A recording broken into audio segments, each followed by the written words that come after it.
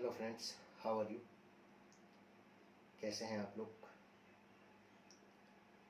उम्मीद करते हैं आप लोग अच्छे होंगे, स्वस्थ होंगे, सुरक्षित होंगे और अपने अपने घरों में होंगे। घर में इसलिए क्योंकि आप जानते हैं कोविड-19 का दौर चल रहा है अभी, तो उससे बचने के लिए हम सभी लोगों को गवर्नमेंट के गाइडलाइन को पूरी तरह से पालन करना पड़ता है। हम भी करते हैं, आप भी करें। फ्रेंड्स, आज हम लोग वेक्टर एंड स्केलर का फर्स्ट एपिसोड कह लीजिए, फर्स्ट लेक्चर कह लीजिए, वो स्टार्ट करने वाले हैं। गर्मी ढेर पड़ रहा है और साउंड में कोई प्रॉब्लम ना हो इसलिए फ़ैन को ऑफ किए हुए हैं, तो और भी ज़्यादा गर्मी लग रहा है और बहुत ज़्यादा गैप हो जा रहा है। तो आज हम चाहते हैं कि फर्स्ट लेक्चर कंप्लीट कर लें। तो आइए फ्रेंड्स, देखते हैं vector and scalar.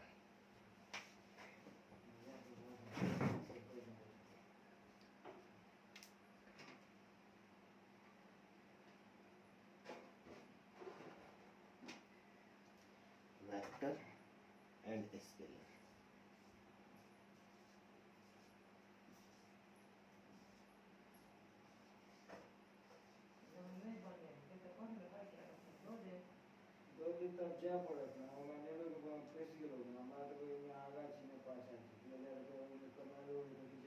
Vector and scalar. देखिए friends, according to Gibbs, generally physical quantity को जो है फिक्स के गिब्स के अकॉर्डिंग फिजिकल क्वांटिटी को जिस दो पार्ट में क्लासिफाइड किया गया है वो है वेक्टर एंड स्केलर।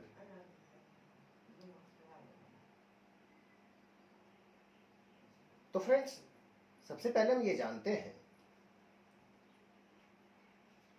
कि जो वेक्टर है कहते किसको है।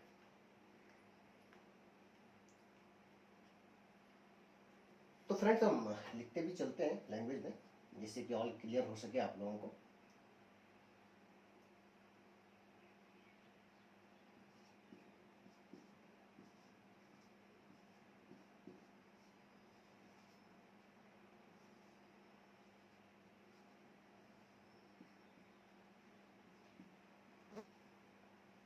A physical quantity which has first magnitude होना चाहिए, सेकेंड में डायरेक्शन होना चाहिए एंड थर्ड वन इज कि वेक्टर के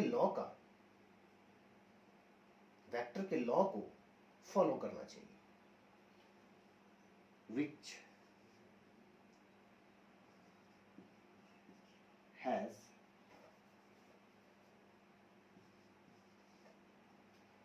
फर्स्ट में friends magnitude,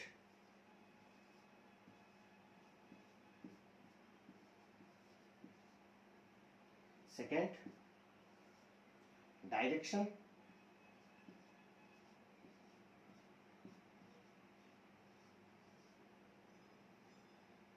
and third one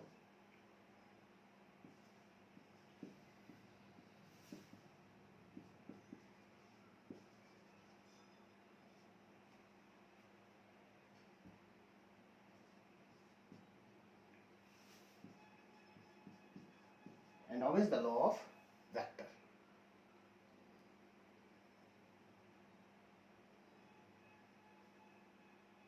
तो फ्रेंड्स, अगर कोई फिजिकल क्वांटिटी वेक्टर है तो उसके पास मैग्नीट्यूड होना चाहिए, डायरेक्शन होना चाहिए और वो वेक्टर के लॉ का फॉलो करना चाहिए।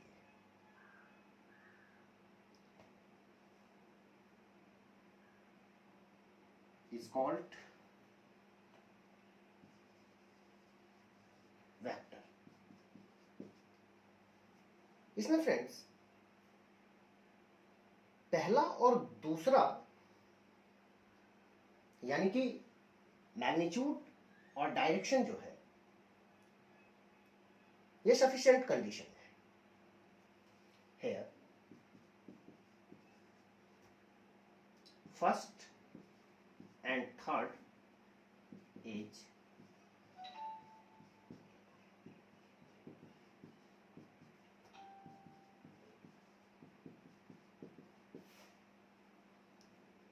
तो फर्स्ट और जो सेकंड है हमारा वो सफिशिएंट कंडीशन है, magnitude and direction. But third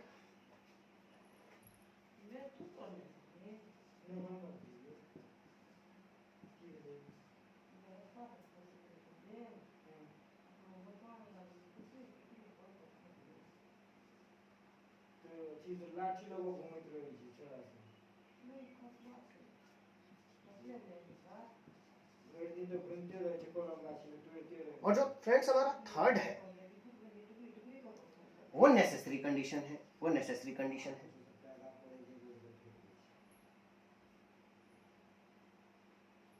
friends इसका मतलब आप ये समझिए, मान लीजिए कि आपके पास कोई फिजिकल क्वांटिटी है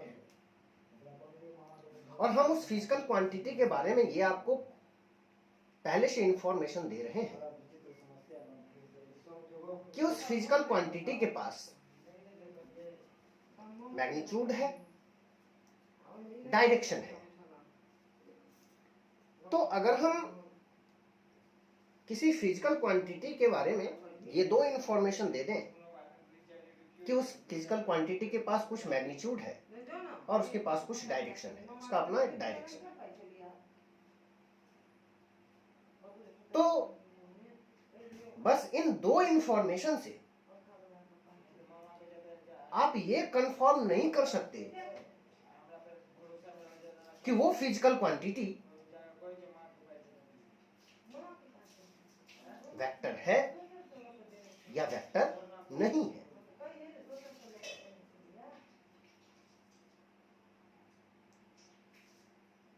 अब मान लीजिए कि कोई फिजिकल क्वांटिटी ऐसा है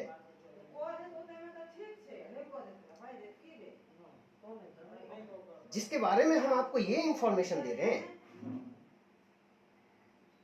कि वो फिजिकल क्वांटिटी वेक्टर है। हमें पहले से इंफॉर्मेशन मिला है कि कोई फिजिकल क्वांटिटी जो वेक्टर है, तो आप यहां ये कंफर्म कर सकते हैं कि डेफिनेटली उस फिजिकल क्वांटिटी के पास जिसे आप वेक्टर बता रहे हैं मैग्नीट्यूड भी होगा और डायरेक्शन भी होगा। तो फ्रेंड्स ये जो हमारा थर्ड है, वेक्टर के लॉ को फॉलो करना चाहिए, ये नेसेसरी कंडीशन है, ये होना ही चाहिए। इसे फ्रेंड्स हम एक एग्जाम्पल से समझते हैं। एक एग्जाम्पल इस तरह से है,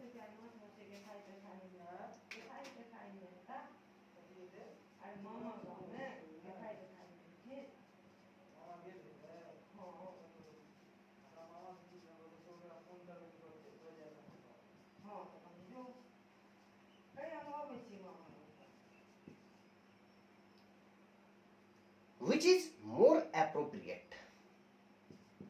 दो स्टेटमेंट्स है फ्रेंड्स। पहला स्टेटमेंट है, ये कर देते हैं इसे। इस स्टेटमेंट्स में जो इंफॉर्मेशन मिल रहा है फ्रेंड्स, जो हम दे रहे हैं वो है two forces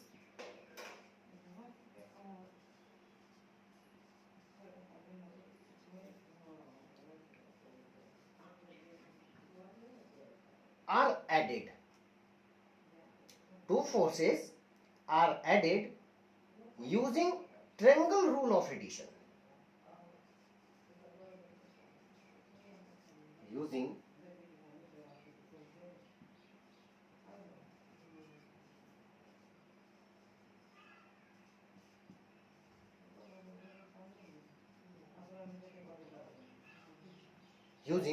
triangle rule of addition because force is vector quantity.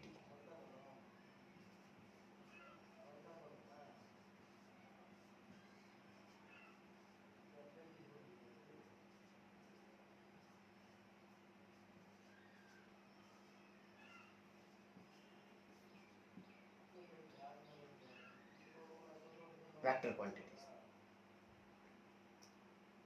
अब फ्रेंड्स इसी में हम एक दूसरा स्टेटमेंट ले रहे हैं, B, forces is a vector quantity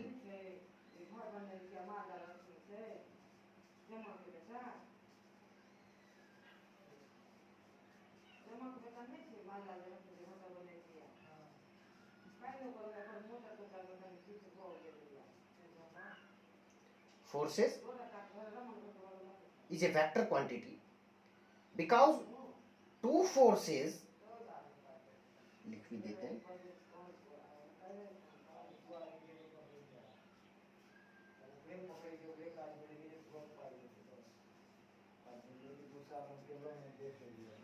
because two forces are added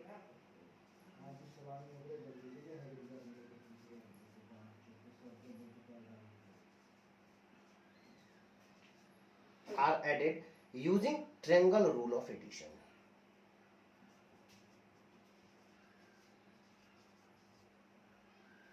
Using triangle rule of addition.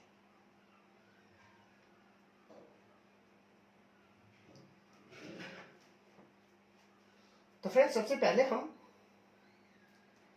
आपको इस एग्जाम्पल को और क्लियर कर देते हैं कि ये क्या पूछना चाह रहा है हमसे, क्या इंफॉर्मेशन हमसे वो लेना चाह रहा है, स्टेटमेंट क्या बता रहा है उसका।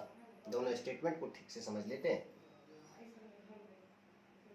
हमसे पूछा गया विच इज मोर एप्रोप्रिएट।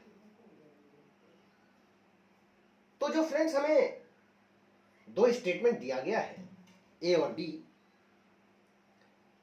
उन दोनों में सबसे ज्यादा एप्रोप्रिएट स्टेटमेंट कौन सा है, ए है या फिर बी है। फ्रेंड्स स्टेटमेंट ए कह रहा है two forces are added using triangle rule of addition because forces is vector quantity. दो फोर्स को आप ट्रायंगल रूल से इसलिए ऐड कर सकते हैं क्योंकि फोर्स जो होता है वो वेक्टर क्वांटिटी होता है। सेकंड स्टेटमेंट है forces is a vector quantity because two forces are added using triangle rule of addition. Second statement बता रहा है फ्रेंड्स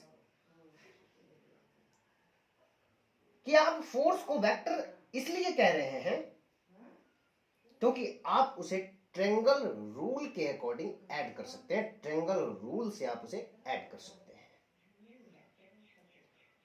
तो सबसे पहले फ्रेंड्स इसमें जो यूज होने वाला हमारा वर्ड है ट्रायंगल रूल, ये क्या है। तो फ्रेंड्स जो हमने वेक्टर का आपको डिफिनेशन बताया कि ऐसा फिजिकल क्वांटिटी जिसके पास मैग्नीट्यूड है, डायरेक्शन है और वेक्टर के लॉ को फॉलो करता है, तो वो वेक्टर है।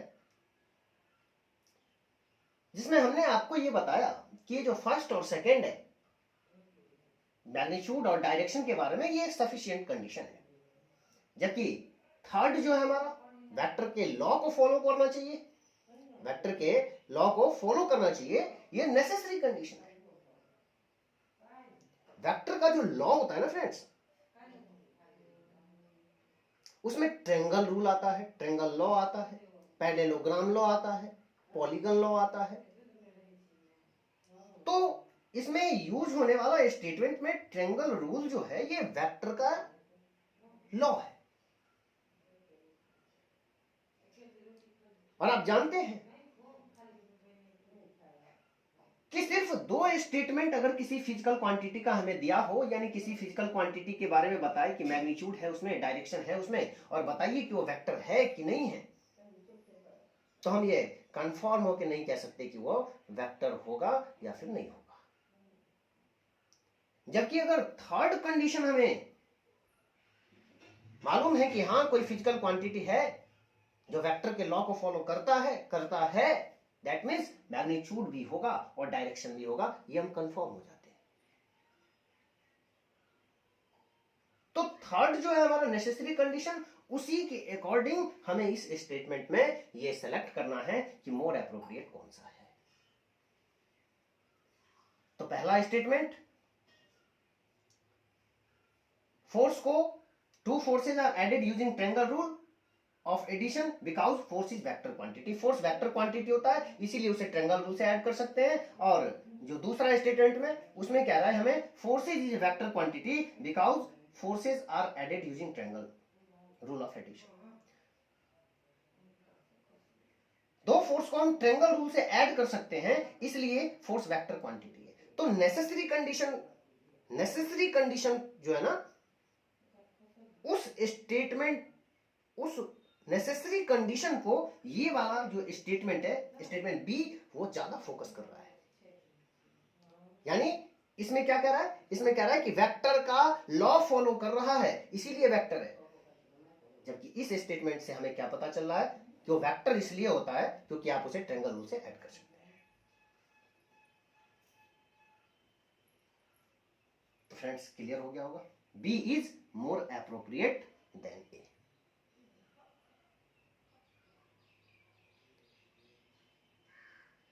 अब हम बात करते हैं फ्रेंड्स, तो इसका आंसर आप समझ गए, बी जो है वो मोर एप्रोप्रिएट है ए से।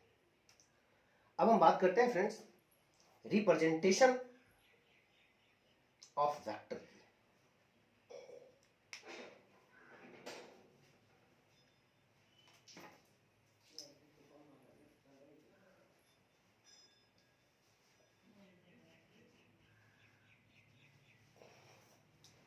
ये फैन को ऑफ करके वीडियो बनाना पड़ता है।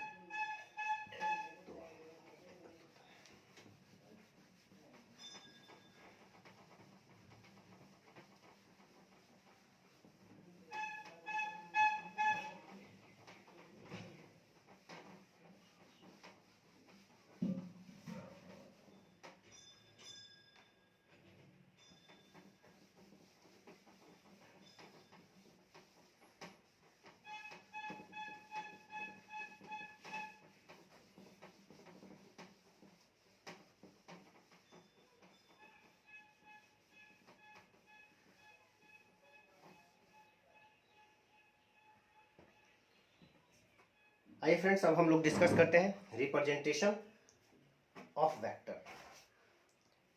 रिप्रेजेंटेशन फ्रेंड्स, वेक्टर का जो रिप्रेजेंटेशन है,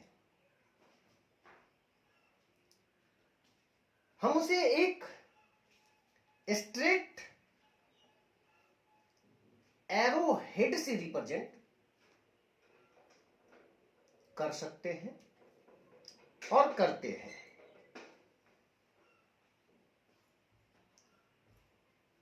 तो अगर आप इसे लिखना चाहें तो आप ऐसा लिख सकते हैं, A vector represented by a straight line with an arrowhead, the length of the straight line represent the magnitude and the arrow represents the direction of the vector. कहने का मतलब फ्रेंड्स कि जैसे ये हमने कोई एरो ले लिया, इस एरो का दो एंड पॉइंट है, एक ये और एक ये। अब इन दोनों एंड पॉइंट में जिस पॉइंट के पास ये एरो हेड हो उसे बोलते हैं वेक्टर का हेड, और इस पॉइंट को बोलते हैं वेक्टर का टेल। आप इसे इनिशियल पॉइंट भी कह सकते हैं और इसे फाइनल पॉइंट कह सकते हैं, टर्मिनल कह सकते हैं, इसे आप स्टार्टिंग पॉइंट कह सकते हैं। तो डिफरेंट डिफरेंट टाइप से आप इसे नोटेट कर सकते हैं।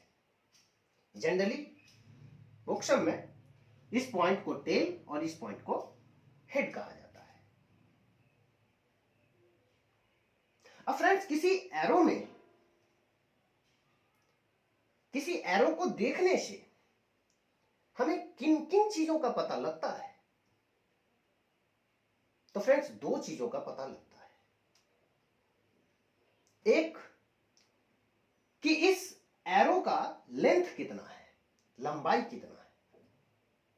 अब कुछ तो लेंथ होगा ना इसका, जैसे हम कहें कि इसका जो लेंथ है वो L है, लंबाई। तो एक एरो से हमें लेंथ का पता चलता है, उसके लंबाई का, और दूसरा उसके डायरेक्शन का, कि ये जो एरो है, ये सिंबल जो है, एरो हेड जो है, ये किस डायरेक्शन में, किस दिशा में है। तो एक स्ट्रेट एरो से हमें दो चीजों का पता लगता है, दो चीजों का इंफॉर्मेशन मिलता है। एक तो लेंथ का, दूसरा डायरेक्शन का। ये फ्रेंड्स, एरो हेड हमें डायरेक्शन को बताता है, जबकि लेंथ उसके मैग्नीट्यूड को बताता है।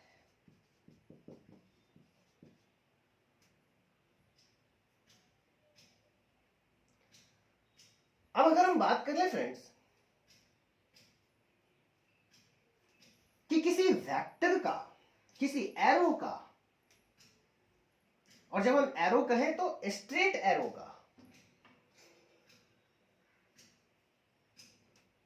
मिनिमम मैग्नीट्यूड कितना हो सकता है? तो फ्रेंड्स, ये तो आप जानते हैं कि मैग्नीट्यूड कभी निगेटिव नहीं हो सकता। अब क्या किसी चीज का जो आप नापते हैं किसी चीज को, तो क्या वो निगेटिव हो सकता है? बहुत कम हो सकता है, बहुत कम हो सकता है। तो आप उसे 1 सेंटीमीटर कह लें, 0 कह लें, -1 सेंटीमीटर तो नहीं हो सकता ना, -2 सेंटीमीटर तो नहीं हो सकता ना। तो लेंथ कभी निगेटिव नहीं हो सकता, और लेंथ को हम लोग कह रहे हैं मैग्नीट्यूड, तो मैग्नीट्यूड कभी किसी वेक्टर का निगेटिव नहीं हो सकता। तो मिनिमम कितना हो सकता है? जब भी होगा पॉजिटिव नहीं होगा, तो मिनिमम कितना हो सकता है? 0। और किसी वेक्टर का जो मिनिमम मैग्नीट्यूड है, अगर वो 0 हो, तो वैसे वेक्टर को हम लोग नल वेक्टर बोलते हैं।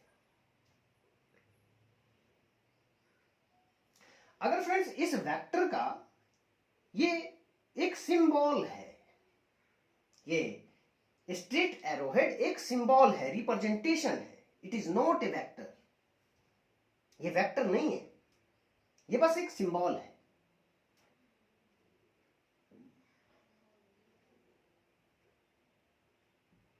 अगर एरो एक वेक्टर होता तो हम वेक्टर इसे भी कह सकते थे,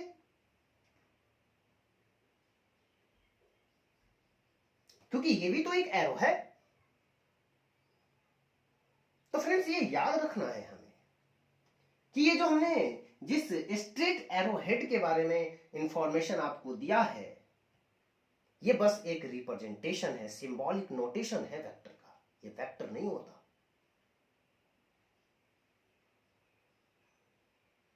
तो याद रखना है friends, remember that an arrow is not a vector, it is simply represents a vector. If we choose a bent arrow, if we choose a bent arrow,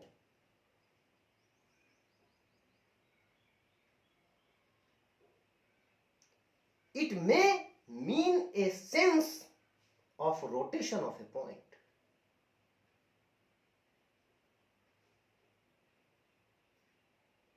Hence, a bent arrow is not a vector. अगर arrow को हम vector कहते, arrow अगर vector होता तो ये भी एक वेक्टर होता, ये बेंट एरो भी एक वेक्टर होता, जबकि ये एक पॉइंट के रोटेशन को रिप्रेजेंट करता है तो एरो ये भी, ये बेंट एरो है, लेकिन ये पॉइंट के रोटेशन को रिप्रेजेंट करता है। तो कहने का मतलब एरो कोई वेक्टर नहीं है, ये बस रिप्रेजेंटेशन है, सिंबॉलिकली, सिंबल। अब मान लिया जाए फ्रेंड्स कि हम इस वेक्टर का कुछ बच्चे का जैसे नामकरण करते हैं ना, तो वैसे इस वेक्टर का हम कुछ नामकरण कर देते हैं, ए बी सी डी, कुछ मान लिए, अल्फाबेटिकल लेटर कुछ भी ले लिया, और ये वेक्टर के समूह का नोटेशन है, यानी कि वेक्टर के जाति बिरादरी को दिखा रहा है। सो ये कैसे पता चलेगा? तो इसके ऊपर एक स्ट्रेट एरो डाल देते हैं, यानी अब ये हो गया ए वेक्टर, जिस वेक्टर का लंबाई, मैग्नीट्यूड, लेंथ एल है और डायरेक्शन ये इसका एरो बता रहा है। मैग्नीट्यूड को दिखाने का, लिखने का, इसका भी एक अलग प्रोसेस है। जैसे हमें मैग्नीट्यूड को दिखाना है इसके, तो पहले हम क्या करेंगे, मैग्नीट्यूड जब लिखना हो तो मॉड लगा देंगे उस लेटर में। ऐसा क्यों करते हैं? क्योंकि मैग्नीट्यूड का मतलब होता है लेंथ, और लेंथ कभी नेगेटिव नहीं होता। और ये जो सिंबल है मॉड का, ये आपने बेसिक मैथमेटिक्स के डिस्कशन में बहुत डिटेल से पढ़ा है। अब फ्रेंड्स हम लिख देंगे कि magnitude of A vector is equal to L.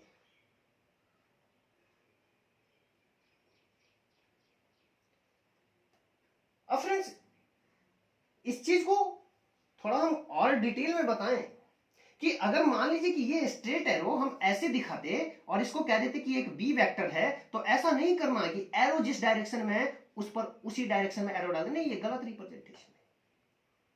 अभी भी इसका जो नोटेशन होगा ना, वो वेक्टर लेफ्ट टू राइट ही होगा। ये जो एरो हेड है ना, ये किसी लेटर के ऊपर हमेशा लेफ्ट टू राइट ही रहता है। ये वेक्टर के एरो, स्ट्रेट एरो हेड के टर्न होने से ये लेटर के ऊपर टर्न नहीं होता, ये सही नोटेशन है। किसी लेटर के ऊपर जब हम वेक्टर के सिंबल को दिखाते हैं, एरो हेड को दिखाते हैं, तो वो हमेशा लेफ्ट टू राइट ही रहता है।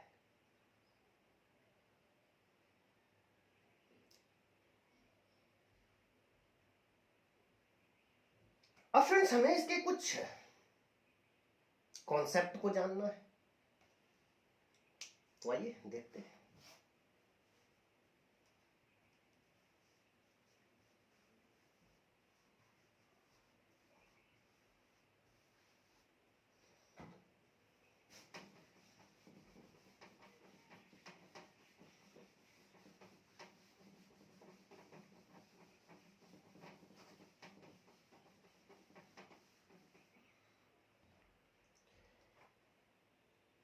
देखिए फ्रेंड्स, अगर किसी वेक्टर को, ये कॉन्सेप्ट में आप याद रखेंगे,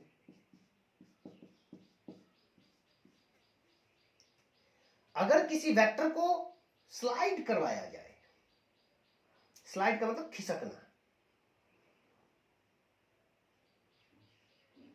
तो उस वेक्टर में कोई चेंज नहीं होता, remains constant. If a vector slides, then it remains constant. जैसे मान लीजिए फ्रेंड्स कि ये कोई वेक्टर है, इस वेक्टर को हमने कह दिया कि चलिए ये ए वेक्टर है। अब इस वेक्टर को अगर स्लाइड करवा दें, ध्यान रहे फ्रेंड्स, याद रखना है आपको, हम यहां स्लाइड करने की बात कर रहे हैं, स्लाइड करना और रोटेट करना, स्लाइड होना और रोटेट होना, ये दोनों डिफरेंट है। रोटेट करने का मतलब क्या होता है कि इसको अगर आप रोटेट कर देना तो ये इस तरह से, और स्लाइड कर देने का मतलब क्या होता है, इसे स्लाइड कर दिया तो ये यहां आ गया। तो ये अगर ए वेक्टर है तो रोटेट होने के बाद फिर से ये ए वेक्टर नहीं रहेगा, लेकिन अगर स्लाइड किए हैं तो स्लाइड होने के बाद भी ये यही वेक्टर रहेगा। तो अगर किसी वेक्टर को आप स्लाइड करवाते हैं तो उस वेक्टर में कोई चेंज नहीं होता, ना तो उसके मैग्नीट्यूड में और ना ही उसके डायरेक्शन में, और ना ही उसके नोटेशन में। नोटेशन बदल गया, अगर ए वेक्टर है और हमने उसका नोटेशन बी वेक्टर कर दिया, इसका मतलब है कि कुछ चेंज आया होगा। और अगर सेम टू सेम नोटेशन है, जो नोटेशन ए वेक्टर यहां है वही नोटेशन हम यहां पे भी ले रहे हैं इस वेक्टर का, इसका मतलब कोई चेंज नहीं हुआ। तो किसी वेक्टर को स्लाइड करने से उसमें कोई चेंज नहीं होता। जैसे इस ए वेक्टर को स्लाइड किए और यहां ले आए, तो यहां अगर ए वेक्टर है तो यहां पर भी यही वेक्टर होगा। इस वेक्टर को स्लाइड करवाए और यहां ले आए, तो यहां ऊपर अगर ए वेक्टर था तो यहां पर भी यही वेक्टर रहेगा। स्लाइड करवा के ऊपर ले गए, फिर भी ये यही वेक्टर होगा। स्लाइड करवा के पीछे ले आए, फिर भी ये यही वेक्टर रहेगा। तो याद रखना है फ्रेंड्स कि किसी वेक्टर को अगर हम स्लाइड करते हैं तो उसमें कोई चेंज नहीं होता।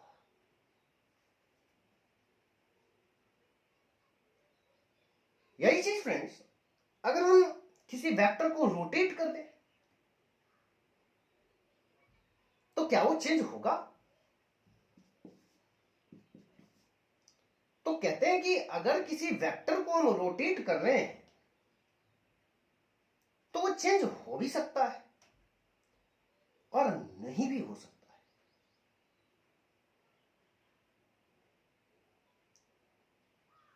If vectors can be rotated, then it may or may not be changed. अगर आप किसी वेक्टर को रोटेट कर रहे हैं तो वो चेंज हो भी सकता है और नहीं भी। अब बात है कि हमने तो अभी भी आपको बताया था और बताते दिखाया था कि देखिए ये एक ए वेक्टर है और इस वेक्टर को टर्न कर दिए, रोटेट कर दिए, तो अब ये नहीं रहेगा ये वेक्टर। तो फिर हम ये वर्ड यूज कर रहे हैं कि किसी वेक्टर को अगर आप रोटेट करते हैं तो चेंज हो भी सकता है और नहीं भी। ऐसा क्यों? ऐसा इसलिए कि अगर इस वेक्टर को, अगर आपने ए वेक्टर को रोटेट किया और मान लीजिए इसका रोटेशन 360 का हो जाए, इसका जो रोटेशन है ना वो है 360 का, तो अगर आप 360 से 360 डिग्री से रोटेट कर देते हैं तो कोई चेंज नहीं आएगा। तो बस एक ही वो एंगल है 360 डिग्री जिससे आप रोटेट भी कर दें तो चेंज नहीं होता, रिमेन्स अनचेंज। बट अगर 360 के अलावे आप किसी भी एंगल से किसी भी वेक्टर को टर्न करेंगे, रोटेट करेंगे, इनिशियल पोजीशन से 360 डिग्री के एंगल को छोड़कर इनिशियल पोजीशन, जैसे मान लीजिए कि ये कोई वेक्टर है, इसका इनिशियल पोजीशन इससे अब अगर रोटेट कर रहे हैं तो 360 के अलावे किसी भी एंगल से रोटेट करेंगे तो फिर से हमें वही वेक्टर नहीं मिलेगा। तो याद रखना है फ्रेंड्स कि आप देख रहे हैं 360 डिग्री से रोटेट करेंगे तो रिमेन सेम, फिर से यही वेक्टर हो जाएगा। बट 360 के अलावा किसी भी एंगल से अगर आप रोटेट करते हैं तो फिर वो वेक्टर चेंज हो जाता है, फिर वो ए वेक्टर नहीं रहता, doesn't equal to A vector.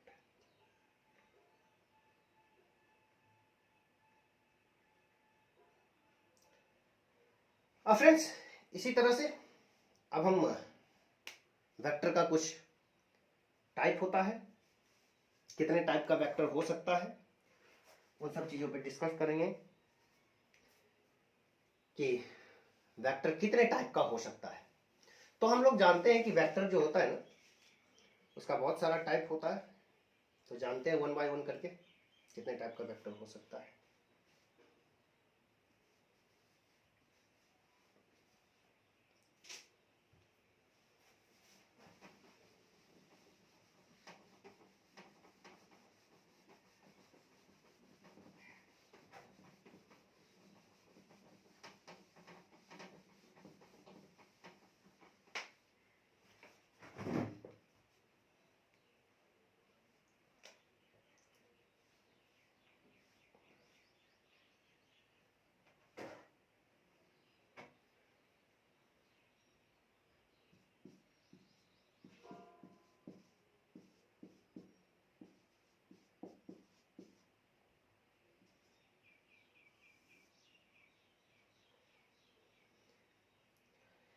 देखिए फ्रेंड्स, वेक्टर कितने टाइप का हो सकता है, हम इसे फिगर से समझाते चलते हैं ताकि कम से कम समय में पूरा हो सके। एक होता है फ्रेंड्स पैरेलल वेक्टर।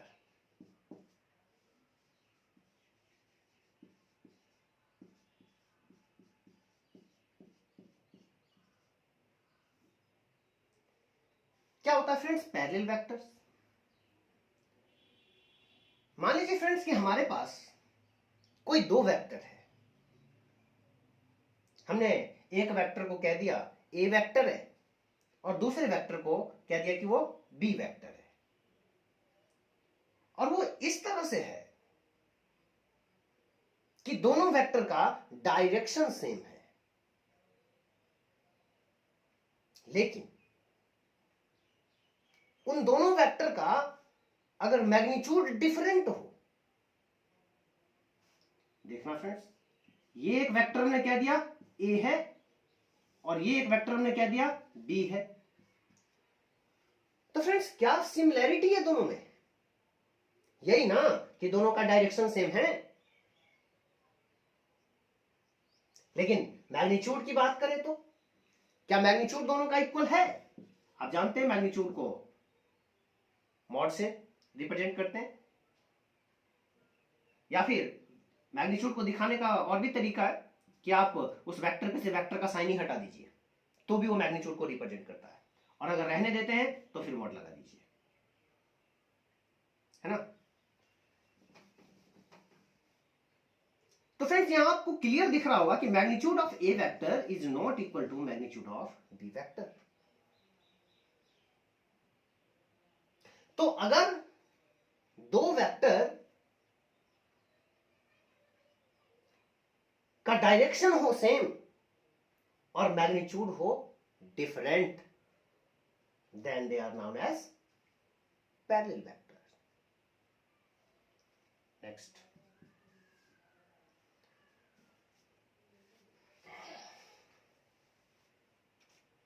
अब फ्रेंड्स अगर ऐसा हो कि ए वेक्टर ये बी वेक्टर, तो फ्रेंड्स आप फिगर में देख रहे हैं कि अब जो हमने दो वेक्टर लिया है ए और बी, डायरेक्शन तो दोनों का सेम है ही, उसके साथ साथ दोनों का मैग्नीट्यूड यानी कि लेंथ भी सेम है। तो अगर दो वेक्टर इस तरह से हो कि दोनों का मैग्नीट्यूड और डायरेक्शन सेम हो, तो आप उसे कहेंगे equal vector.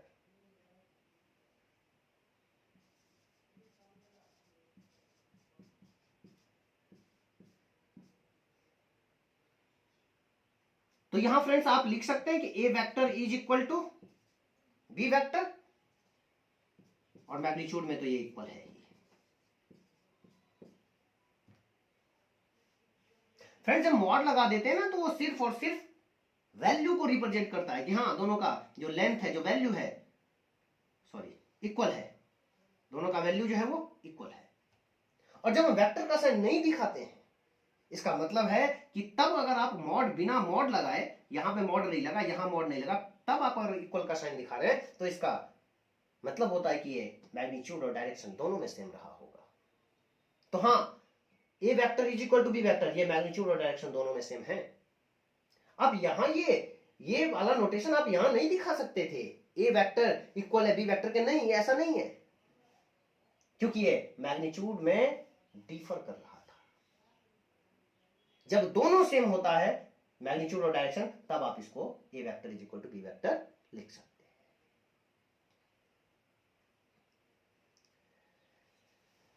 Third friends, anti parallel.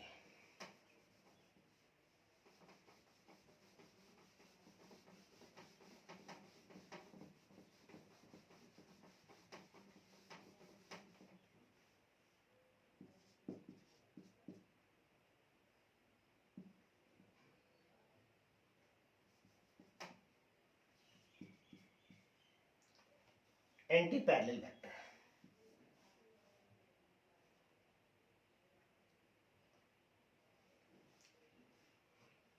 Friends यहां पर जो हमने दो वेक्टर के बीच रिलेशन को डिफाइन करना है वो एंटी पैरेलल होता कैसे। तो मान लें कि एक वेक्टर हमारे पास ए है और दूसरा वेक्टर हमारे पास बी है।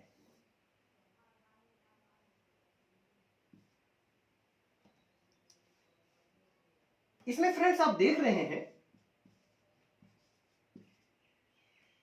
अगर हम इसके डायरेक्शन की बात करें तो ये एक दूसरे के अपोजिट है, यानी डायरेक्शन सेम नहीं है।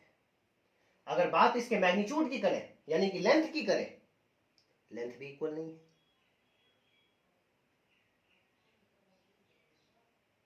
तो फ्रेंड्स अगर कोई वेक्टर डायरेक्शन में अपोजिट है, बस डायरेक्शन पे फोकस करना है, एंटी पैरेलल के केस में सिर्फ डायरेक्शन पे फोकस करना है। अगर दो वेक्टर इस तरह से हो कि वो डायरेक्शन में एक दूसरे के अपोजिट है, then they are known as anti parallel vector. अब फ्रेंड्स हम बात करते हैं जरा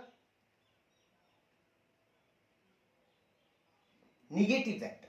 निगेटिव,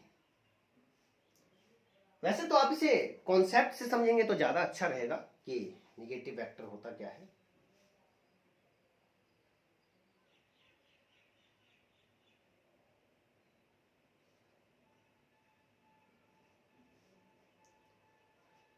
अगर बात करें फ्रेंड्स इसी में थोड़ा हम एंटी पैरेलल वेक्टर में,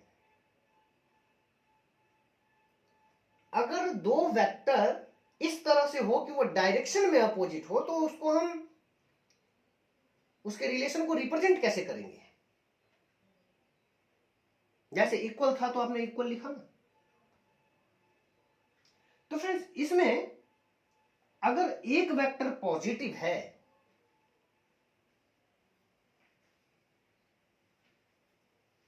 तो दूसरा वेक्टर नेगेटिव होगा, क्योंकि कोई वेक्टर अगर नेगेटिव होता है तो इसका यह मतलब बिल्कुल नहीं होता कि वो मैग्नीट्यूड में नेगेटिव है, क्योंकि मैग्नीट्यूड तो हम ऑलरेडी जान रखे हैं कि कभी नेगेटिव हो ही नहीं सकता। अरे मैग्नीट्यूड का मतलब लेंथ, और लेंथ तो कभी नेगेटिव हो ही नहीं सकता। तो किसी वेक्टर के नेगेटिव होने का रिलेशन है किसके साथ? डायरेक्शन के साथ।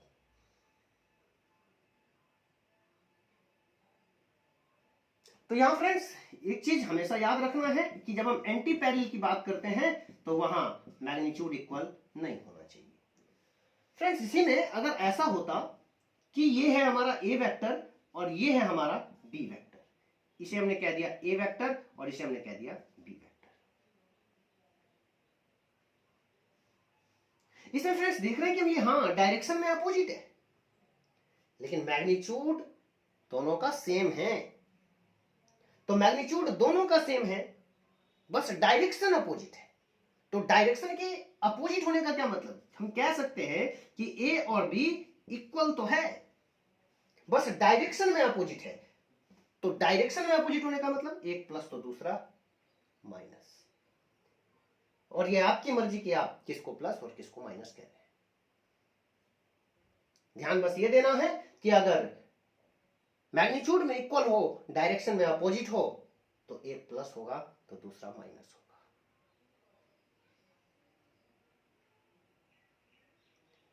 और फ्रेंड्स अगर हम बात करें अनइक्वल की,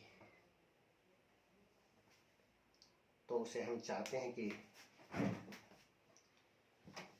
लिख लें आप।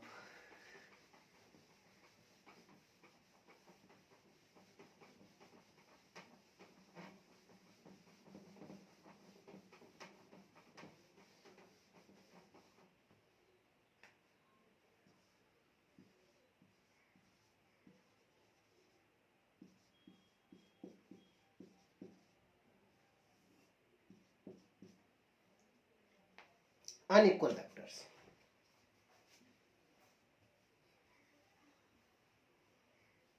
देखिए friends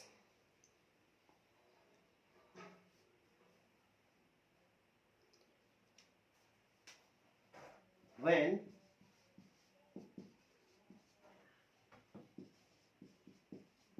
two vectors are unequal।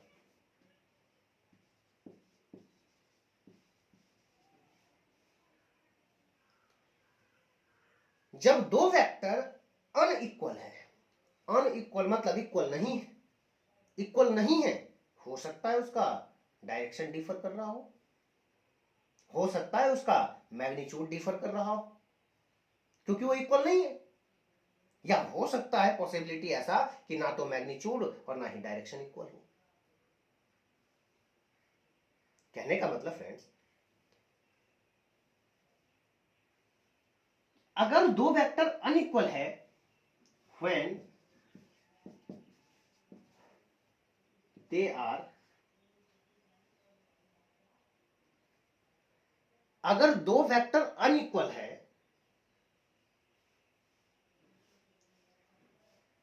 Direction में अपोजिट हो, मैग्नीट्यूड इक्वल ना हो,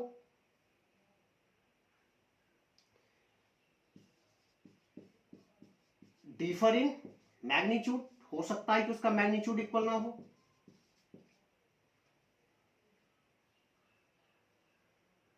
या हो सकता है कि उसका डायरेक्शन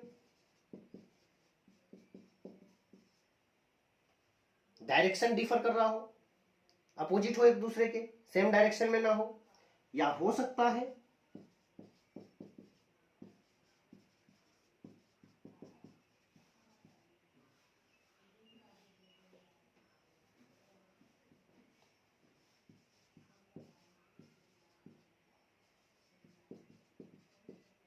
कि ना तो मैग्नीट्यूड इक्वल हो और ना ही डायरेक्शन इक्वल हो।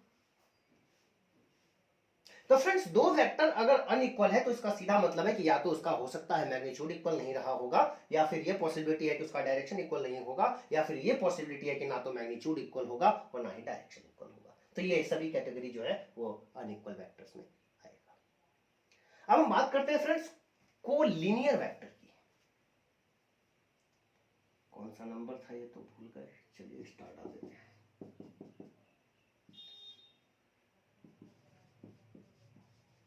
कोलिनियर, अगर फ्रेंड्स हमारे पास दो या दो से ज्यादा वेक्टर है, अगर हमारे पास दो या दो से ज्यादा वेक्टर है और वो सबका सब एक ही लाइन पर है, यानी एक ही स्ट्रेट लाइन पर अगर सभी वेक्टर मौजूद हो, हमारा दो वेक्टर हो हमारे पास या दो से ज्यादा वेक्टर हो, सबका सब एक ही स्ट्रेट लाइन पर होना चाहिए, तब हम उन वेक्टर्स को कोलिनियर वेक्टर कहेंगे।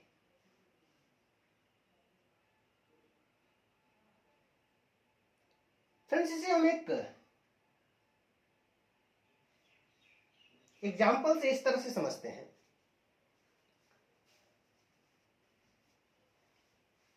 तो अभी तो स्टार्टिंग है, तो हम जिस कॉन्सेप्ट के बारे में बताएंगे वो खैर बताते चलेंगे, जिसका यूज करेंगे। मान लीजिए फ्रेंड्स, एक हमारे पास स्ट्रिंग है, ये कोई स्ट्रिंग है, और इस स्ट्रिंग को ये इस एंड पे ये एक पर्सन है जो इसे पकड़ के रखा हुआ है, दूसरे एंड पे ये एक पर्सन है जो इसे पकड़ के रखा हुआ है, और बीच में यहाँ पे भी एक पर्सन है, ये भी है जो इसको पकड़ के रखा हुआ है, यहाँ पर भी है जो इसे पकड़ के रखा हुआ है, और भी लगा देते हैं। चलिए दो ही रहने देते हैं हम, इस तरह से है, थोड़ा इसके नजदीक ला देते हैं, तो पकड़ के रखा हुआ है ऐसे, तो आप समझिए। फ्रेंड्स, आप जानते हैं कि अगर किसी स्ट्रिंग को, धागा को, रोप यानी रस्सा को टाइट किया जाए तो क्या होगा? तो स्ट्रिंग में, धागा में या रोप यानी कि रस्सा में तनाव होने से, टाइट करने से स्ट्रिंग भी एक तरह का फोर्स ऑफर करता है, उस फोर्स को हम लोग कहते हैं टेंशन। स्ट्रिंग या रोप की वजह से जो फोर्स प्रोड्यूस होता है उसको हम लोग कहते हैं, या उस पर लगने वाला जो फोर्स होता है उसको हम लोग कहते हैं टेंशन। टेंशन एक फोर्स है। अब फोर्स को हम लोग कहते हैं वेक्टर। क्यों कहते हैं वेक्टर? तो आप जानते हैं क्योंकि ये वेक्टर के लॉ को फॉलो करता होगा। अब रूल जब तक हम नहीं जानेंगे तब तक किसी फिजिकल क्वांटिटी के बारे में ये कमेंट्स नहीं कर सकते हम कि ये वेक्टर कैसे होता है, ये स्केलर कैसे होता है। टॉपिक पर ही तो रहे। तो जब हम वेक्टर के लॉ को डिस्कस कर लेंगे तब हम कंफर्म हो जाएंगे कि हाँ, किसी फिजिकल क्वांटिटी के बारे में हमसे कोई पूछे कि बताओ ये वेक्टर है कि स्केलर, तो बता देंगे आसानी से। तो फ्रेंड्स, कोलीनियर वेक्टर को यहां एक्सप्लेन करना है। कोलीनियर एक ही लाइन पर लगने वाला जो फोर्स होगा या जो वेक्टर होगा उसे कोलीनियर कहेंगे। तो फ्रेंड्स, इसने इस स्ट्रिंग पे फोर्स लगाया, थर्ड लॉ लगेगा। इसने स्ट्रिंग पे लगाया तो स्ट्रिंग इस पर लगाएगा। बचपन से पढ़ते आ रहे हैं 10th क्लास से। स्ट्रिंग पर इस पर्सन ने लगाया तो इस पर्सन पे स्ट्रिंग लगाएगा। उसी तरह से इसने स्ट्रिंग पे लगाया तो स्ट्रिंग इस पर लगाएगा। वही काम इसके साथ हो रहा है, वही काम इसके साथ हो रहा है। फ्रेंड्स, टेंशन का जो डायरेक्शन है वो हमेशा हम जिस ऑब्जेक्ट पे दिखा रहे होते हैं उस ऑब्जेक्ट से दूर जा रहा होता जो डायरेक्शन होता है, अवे फ्रॉम ऑब्जेक्ट, उस तरफ लगता है। तो फ्रेंड्स, ये स्ट्रिंग पे लगा रहा है तो स्ट्रिंग भी तो इस पे लगा रहा होगा ना। तो अगर हम बात करें इस स्ट्रिंग पे, तो स्ट्रिंग पे कौन लगा रहा है? ये पर्सन। तो स्ट्रिंग से दूर जाता हुआ डायरेक्शन, स्ट्रिंग से दूर जाता हुआ डायरेक्शन ये होगा राइट की तरफ या लेफ्ट की तरफ। तो अगर आप इधर जा रहे हैं तो इधर तो स्ट्रिंग है ही हमारा, ये तो पूरा स्ट्रिंग इधर ही की तरफ। तो स्ट्रिंग से दूर जाता हुआ डायरेक्शन ये, तो इस पॉइंट पे टेंशन लग रहा होगा। इस पर्सन को कह देते हैं P1, इस पर्सन को P2, इसको P3, इसको कह देते हैं P4। तो ये एक टेंशन लग गया T1 इस एंड पे। फिर उसी तरह से ये पर्सन इस डायरेक्शन में खींच रहा है तो इस तरफ स्ट्रिंग, इस पे जो फोर्स लग रहा होगा, अगर ऑब्जेक्ट की बात करें तो ऑब्जेक्ट से दूर जाता हुआ, तो तनाव तो इधर की तरफ से भी हो रहा है, इधर की तरफ से भी हो रहा होगा। तो अल्टीमेटली इसके डायरेक्शन की बातचीत हम लोग और डिटेल से करेंगे जब हम फोर्स को डिस्कस करेंगे। तो इस ऑब्जेक्ट, इस पर्सन की वजह से इस स्ट्रिंग पे, अगर हम इस डायरेक्शन की बात करें, इस पर्सन से इधर की तरफ बात करें और इधर की तरफ बात करें, तो दोनों ही तरफ टेंशन लग रहा होगा रोप पे। और रोप भी दोनों साइड का रोप, दोनों साइड के तरफ का रोप इस पर फोर्स लगा रहा होगा।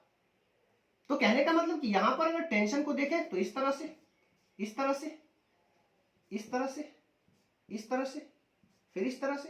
तो ये फ्रेंड्स P1 की वजह से T1, ये P2, इसे मान लेते हैं T1, ये हो जाएगा हमारा T2,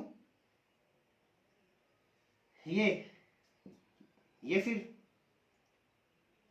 T1, T2, T3, एक ही तरफ के डायरेक्शन को अगर हम दिखाते चले तो T4, T5, T6।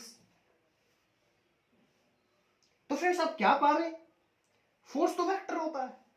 ये फोर्स है, ये फोर्स है, ये फोर्स है, ये फोर्स है, ये भी फोर्स है, ये भी फोर्स है, सबका फोर्स है, यानी सबका सब वेक्टर है। और ये सबका सब एक ही लाइन पे लग रहा है, क्योंकि स्ट्रिंग से प्रोड्यूस होने वाला जो फोर्स होता है उस फोर्स का डायरेक्शन हमेशा स्ट्रिंग के पैरेलल ही होता है।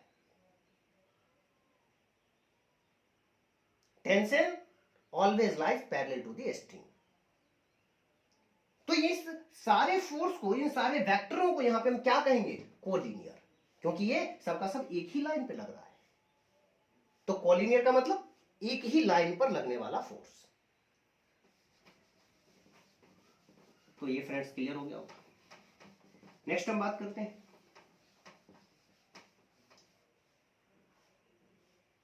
कोलिनियर का एग्जांपल। एक ही लाइन पर ये कह सकते हैं आप, ये कह सकते हैं। तो ये सबका सब एक ही लाइन पे लग रहा है, कोलिनियर है। कोप्लेनर,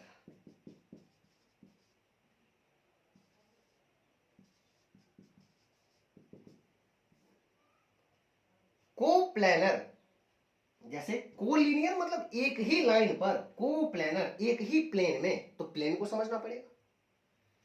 फ्रेंड्स प्लेन क्या होता है हम जानते हैं फ्रेंड्स, कि आप इसे ऐसे और एग्जांपल से क्लियर हो जाएगा आपको। प्लेन का जरूरत है हमें। ये देखिए फ्रेंड्स,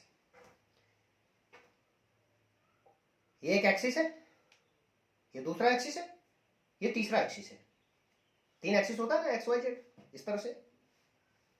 अब अगर हम फ्रेंड्स किसी भी 2 एक्सिस की बात कर ले, जैसे ये एक्सिस और ये एक्सिस, ये प्लेन का निर्माण कर रहा है, उस तरह से ये दोनों एक्सिस मिलकर एक प्लेन का निर्माण कर रहा है, उसी तरह से ये दोनों एक्सिस मिलकर एक प्लेन का निर्माण कर रहा है।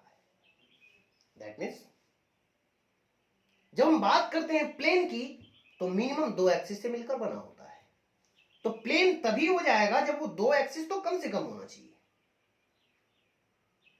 तो कोप्लेनर, तो बात हमें करना है कोप्लेनर की, तो सिर्फ 2 वेक्टर से, यानी सिर्फ 2 एक्सिस से हम ये पता नहीं लगा सकते कि वो कोप्लेनर है या नहीं है, क्योंकि हमेशा कोप्लेनर ही होता है। 2 वेक्टर तो हमेशा कोप्लेनर ही होता है। किसी भी 2 एक्सिस को ले ले तो हमेशा किसी न किसी प्लेन को रिप्रेजेंट करेगा, किसी न किसी प्लेन को। तो कितना होना चाहिए? 2 से ज्यादा। अब मान लीजिए फ्रेंड्स कि हमारे पास 2 से ज्यादा वेक्टर है, ये एक वेक्टर है, ये एक वेक्टर है, ये एक वेक्टर है। अब देखिए फ्रेंड्स, अब हमारे पास 2 वेक्टर, एक प्लेन बन रहा होगा, बिल्कुल बन रहा होगा, ये प्लेन बन रहा होगा इस प्लेन में। अब फ्रेंड्स ये वाला जो हमारा वेक्टर है तीसरा, अभी अगर हम इसकी बात करें कि ये वेक्टर कहां है, प्लेन में है, ये प्लेन में है। और अब हम बात करें अब कहां है, प्लेन से बाहर है। क्यों है प्लेन से बाहर? ये देखिए, ये है प्लेन, तो प्लेन पे परपेंडिकुलर दिख रहा है, प्लेन के पैरेलल नहीं हुआ। अभी ये प्लेन में, तो 2 वेक्टर तो हमेशा कोप्लेनर होता है। 3 या 3 से ज्यादा वेक्टर अगर एक ही प्लेन में हो, जैसे अभी तीनों एक ही प्लेन में है, 3 या 3 से ज्यादा वेक्टर अगर एक ही प्लेन में हो तो उसे कहते हैं कोप्लेनर वेक्टर। फ्रेंड्स इसे यहां पर आप नोट में याद रखिएगा कि 2 वेक्टर्स आर ऑलवेज कोप्लेनर, क्योंकि प्लेन बनता ही 2 वेक्टर से, 2 एक्सिस से। नेक्स्ट है फ्रेंड्स ऑर्थोगोनल वेक्टर। तो ऑर्थोगोनल फ्रेंड्स, मान लीजिए कि हमारे पास 3 वेक्टर है इस तरह से, और तीनों अगर एक दूसरे पर परपेंडिकुलर है, हाँ एक्स वाई और जेड एक दूसरे पर परपेंडिकुलर होता ही है, तो यही है ऑर्थोगोनल वेक्टर। तीनों एक दूसरे पर परपेंडिकुलर, ये इस पर परपेंडिकुलर, ये इस पर परपेंडिकुलर, ये इस पर परपेंडिकुलर, तो इसी को कहते हैं ऑर्थोगोनल वेक्टर। सबका सब क्या होना चाहिए, एक दूसरे पर 90 डिग्री का एंगल बनाना चाहिए, तो उसे हम ऑर्थोगोनल वेक्टर कहते हैं।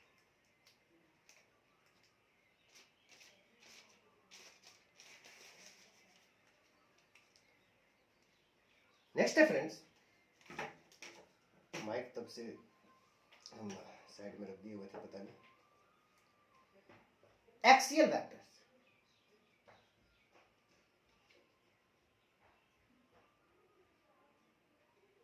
देखिए फ्रेंड्स, एक्सियल वेक्टर्स क्या होता है?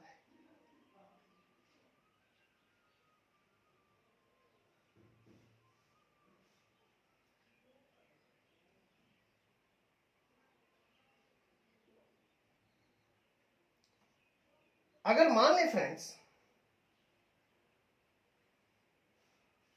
कि हमने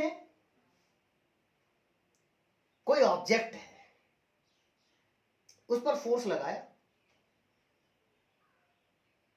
और फोर्स लगाने से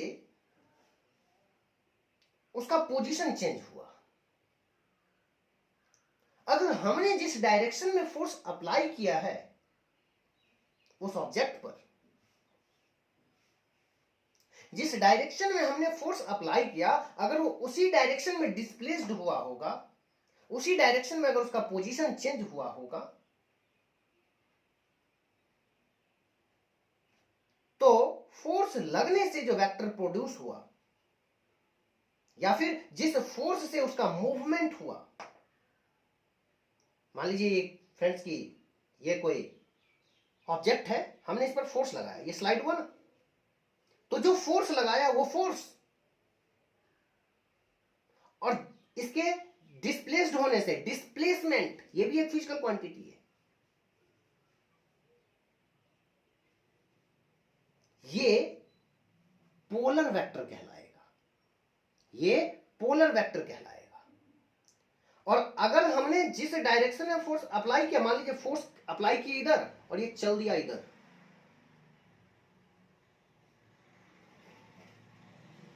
जिस डायरेक्शन में हम फोर्स अप्लाई कर रहे हैं, अगर उसका मूवमेंट उस डायरेक्शन में नहीं हो रहा, तो उस फिजिकल क्वांटिटी या उस ऑब्जेक्ट से प्रोड्यूस होने वाला जो भी फिजिकल क्वांटिटी होगा, एक्सीलरेशन हो, वेलोसिटी हो, डिस्प्लेसमेंट हो, वो सब का सब एक्सियल कहलाएगा। कहने का मतलब फ्रेंड्स कि जिसका ऑरिजिन फिक्स ना हो, जिसका एग्जैक्ट पोजीशन हम लोकेट ना कर सकें, उसे कहते हैं एक्सियल। और ऐसा वेक्टर जो होता है,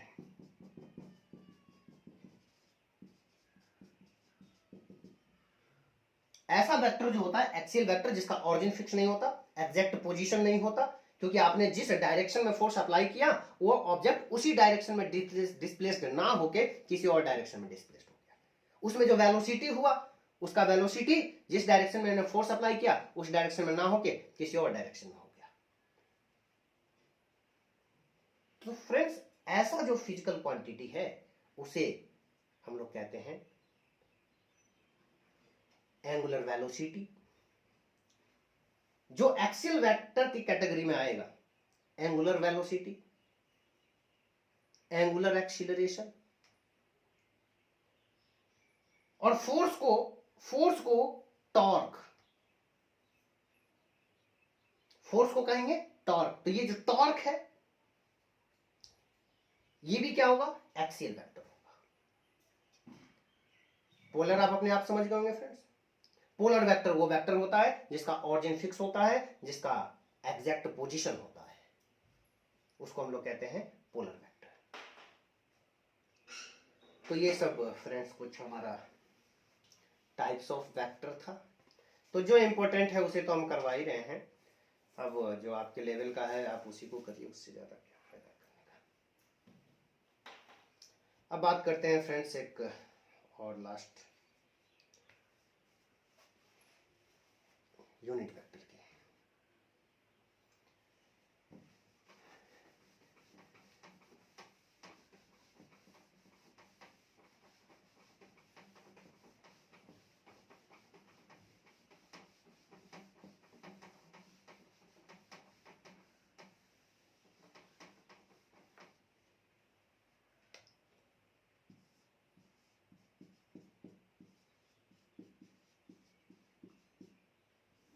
यूनिट वेक्टर क्या होता है फ्रेंड्स? से आसान तरीके से अगर हम समझे तो मान लीजिए फ्रेंड्स कि कोई वेक्टर है हमारे पास, इस वेक्टर का कुछ मैग्नीट्यूड है, मान लेते हैं कि 5 सेंटीमीटर है इसका मैग्नीट्यूड। कोई वेक्टर मान लीजिए, चलिए ए मान लेते हैं, ये वेक्टर है, इसका मैग्नीट्यूड है 5 सेंटीमीटर। फ्रेंड्स, इसे अगर हम 5 अलग अलग टुकड़ों में, इक्वल टुकड़ों में काट ले, देखिए फ्रेंड्स, 1 2 3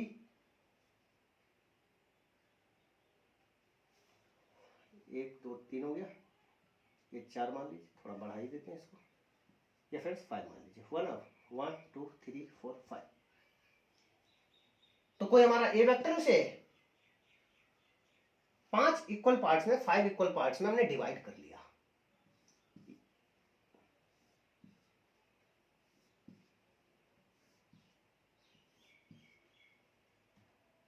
तो ईच पार्ट का जो मैग्नीट्यूड है वो कितना होगा friends? 1 centimetre. 5 centimetre total length था इसका, तो ईच पार्ट का लेंथ कितना होगा? 1 सेंटीमीटर। और आप इसके मैग्नीट्यूड को लिखना चाहते तो फ्रेंड्स कैसे लिखते? 5/5, तभी ना आता 1 सेंटीमीटर। तो यूनिट वेक्टर का अपना एक सिंबल होता है, नोटेशन होता है, जिसे हम कहते हैं कैप सिंबल। किसी लेटर पे कैप लगा देते हैं, तो ए कैप ये हमेशा डायरेक्शन को रिप्रेजेंट करता है। नाम से ही क्लियर, यूनिट वेक्टर, तो इसका मैग्नीट्यूड 1 होता है।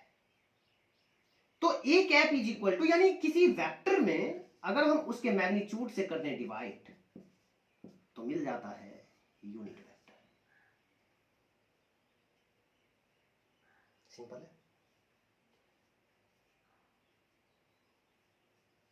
हमारे पास एक्स, वाई और जेड जो ये 3 एक्सिस है फ्रेंड्स, इसके लिए यूनिट वेक्टर पहले से फिक्स करके रखा गया है। तो अगर एक्स एक्सिस, वाई एक्सिस और जेड एक्सिस को रिप्रेजेंट करना है हमें, सपोज दैट ये एक्स है, वाई है, ये जेड है, तो फ्रेंड्स जेड एक्सिस के लिए यूनिट वेक्टर हम के कैप यूज करते हैं, वाई एक्सिस के लिए जे कैप यूज करते हैं और एक्स एक्सिस के लिए फ्रेंड्स हम आई कैप यूज करते हैं। इसे याद रखना है। यूनिट वेक्टर का मैग्नीट्यूड 1 होता है, चाहे फिर कोई भी यूनिट वेक्टर क्यों ना हो। तो magnitude of K cap is equal to 1, magnitude of J cap is equal to 1, magnitude of I cap is equal to 1। तो किसी भी तरह के यूनिट वेक्टर का जो मैग्नीट्यूड होता है फ्रेंड्स वो 1 के इक्वल होता है। तो ये भी आपको याद रखना है। अगर निगेटिव वाई एक्सिस को रिप्रेजेंट करते तो माइनस लगा देते, यूनिट वेक्टर माइनस जे, निगेटिव जेड एक्सिस को माइनस के, निगेटिव एक्स एक्सिस को माइनस है।